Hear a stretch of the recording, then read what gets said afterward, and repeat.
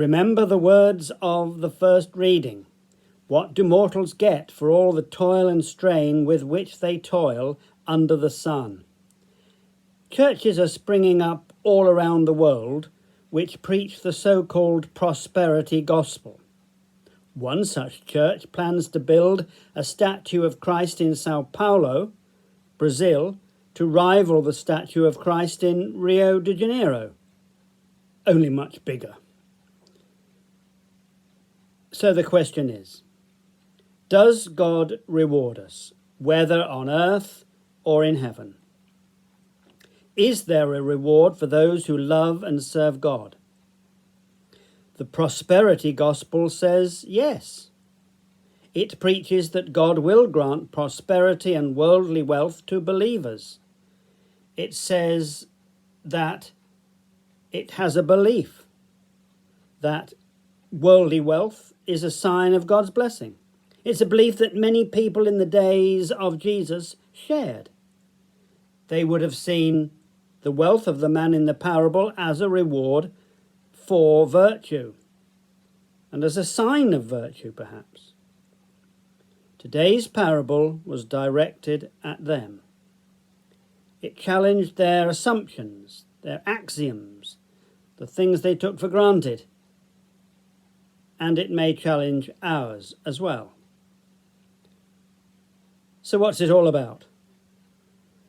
It's really all about retirement plans, and a man whose retirement plan factored out God. He had property, and he had wealth. All seemed set for a long and happy retirement. But where the man went wrong was to forget that the future is not ours to decide. We cannot avoid unexpected events and catastrophes, and maybe unexpected good fortune too. And in a rather stark way, the parable tells us that.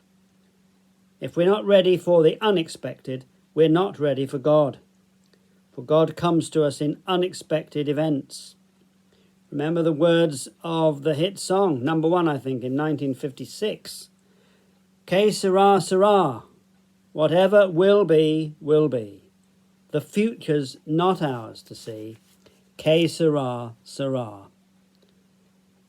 So the simple message of today is that our life is not ours to control.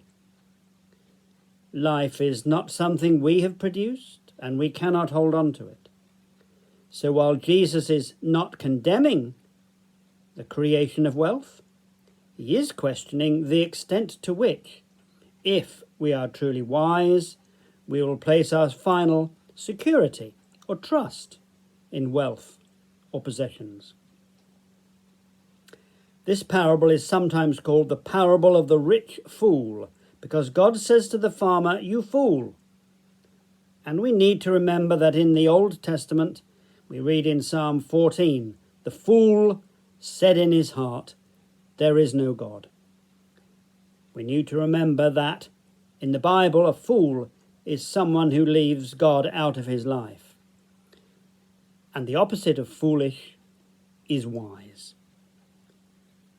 Today's first reading comes from the Old Testament book of Ecclesiastes, one of a group of books in the Old Testament often called the wisdom books, like Ecclesiasticus and Proverbs and the Wisdom of Solomon.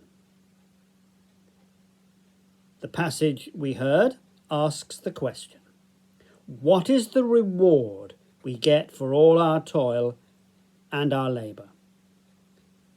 Like so much in the Old Testament, it asks a question which it cannot answer. It's left to the New Testament and the death and resurrection of Jesus Christ to answer the question of whether God does reward those who love him and serve him. So the answers are, first, the Christian faith teaches us that the good we do is achieved by God's grace.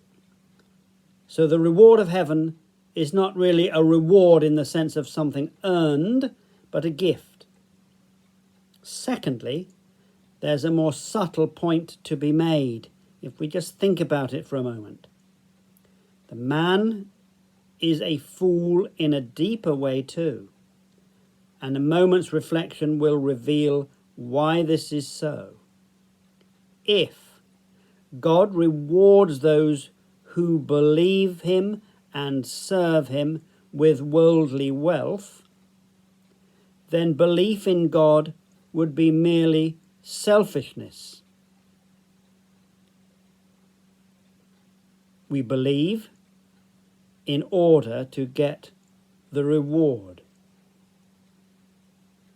But what kind of values do we value highly if we accept that a reward worth pursuing is worldly wealth?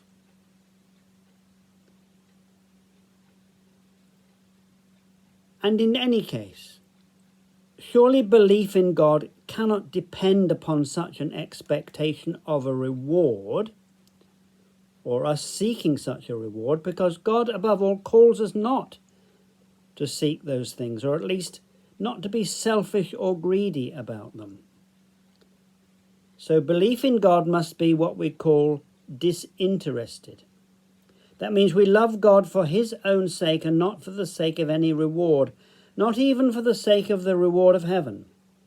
As the prayer of St. Ignatius of Loyola puts it, "Teach us, O Lord, to toil and not to seek for any reward save that of knowing that we do thy will."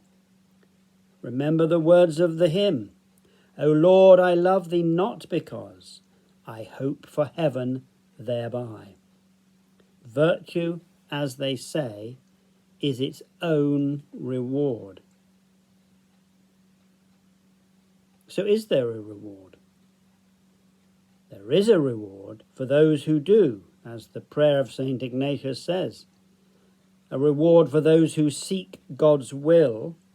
The reward is in seeing that will come to pass, because there finally is a reward for those who hunger and thirst after righteousness. They will be filled. We must believe that for all who long for the values of the kingdom of heaven, the kingdom of God, that they will be rewarded by seeing those values prevail. Wherever justice prevails, wherever peace is achieved, wherever those who mourn are comforted, then there is a reward for those who yearn for God's kingdom to come and his will to be done on earth as it is in heaven. Those who yearn for God's will to be done will be rewarded when God's will is achieved.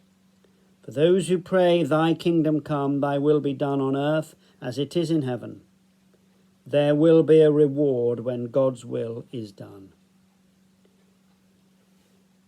So it's not foolish to plan for the future like the man in the parable did. But if we are wise, we will plan for an eternal future where we will store up treasure in heaven and are rich in God's eyes, and where God's kingdom will come and his will be done.